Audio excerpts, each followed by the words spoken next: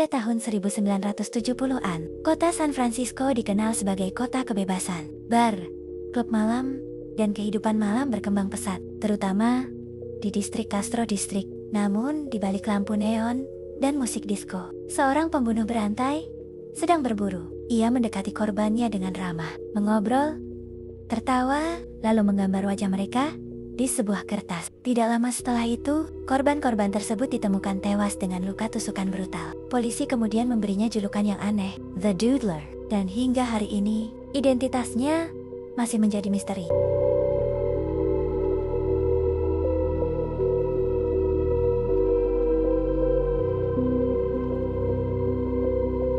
Tanggal 27 Januari tahun 1974, seorang pria berjalan di dekat Ocean Beach pada dini hari. Udara dingin dan kabut tebal menyelimuti pantai. Namun, sesuatu terlihat aneh di pasir. Ketika ia mendekat, ia melihat tubuh seorang pria tergeletak, tak bergerak. Korban kemudian diidentifikasi sebagai Gerald Kavanaugh, seorang warga Kanada berusia 49 tahun. Tubuhnya penuh.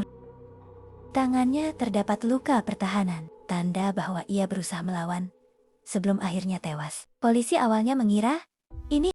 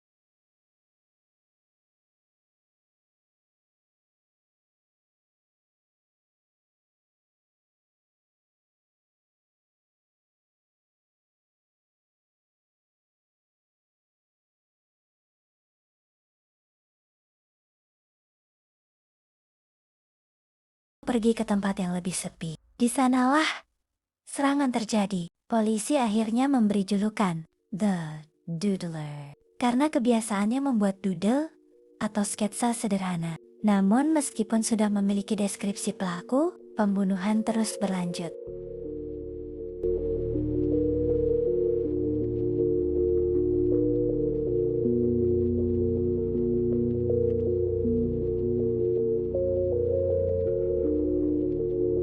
Pada tahun 1975, dua korban lagi ditemukan. Korban keempat adalah Frederick Kapin.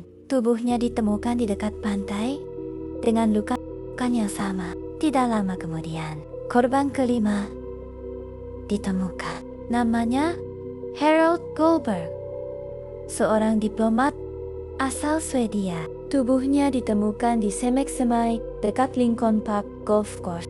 Ia diperkirakan telah meninggal selama lebih dari 2 minggu sebelum ditemukan. Kini jumlah korban resmi mencapai 5 orang. Namun polisi percaya jumlah sebenarnya bisa jauh lebih banyak.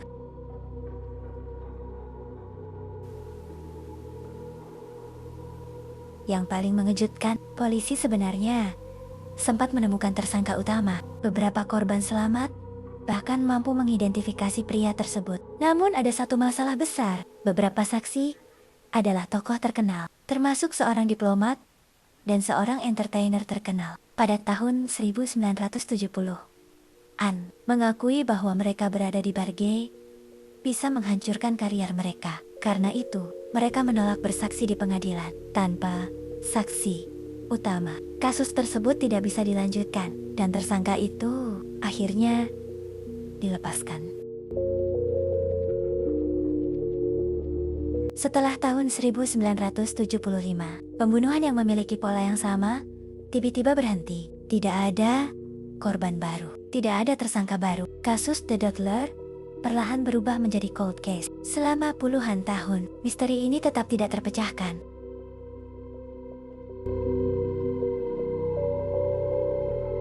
Pada tahun 2019, polisi San Francisco Police Department merilis sketsa baru pelaku berdasarkan teknologi modern. Mereka juga menawarkan hadiah ratusan ribu dolar bagi siapapun yang memiliki informasi. Namun, hingga hari ini, identitas The Doodler masih belum diketahui. Apakah ia masih hidup? Apakah ia pernah tertangkap untuk kejahatan lain? Atau apakah ia berhasil hidup normal setelah melakukan serangkaian?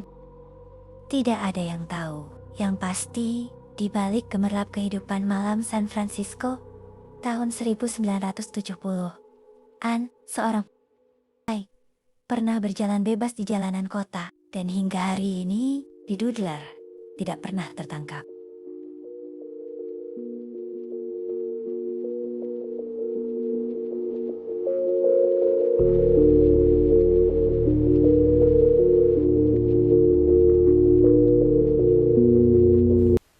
Our biggest contact that we're working on on these cases are the ones that have been committed south of Market Street and what are known as the S&M bars in that area. And the men are visiting these establishments, not only talking to the owners of the bars, but people that frequent the bars. I know the gay community is well aware that these murders are going on, but we're looking for, primarily I should say, our search has been for someone that may have survived these attacks and haven't come forward and reported it.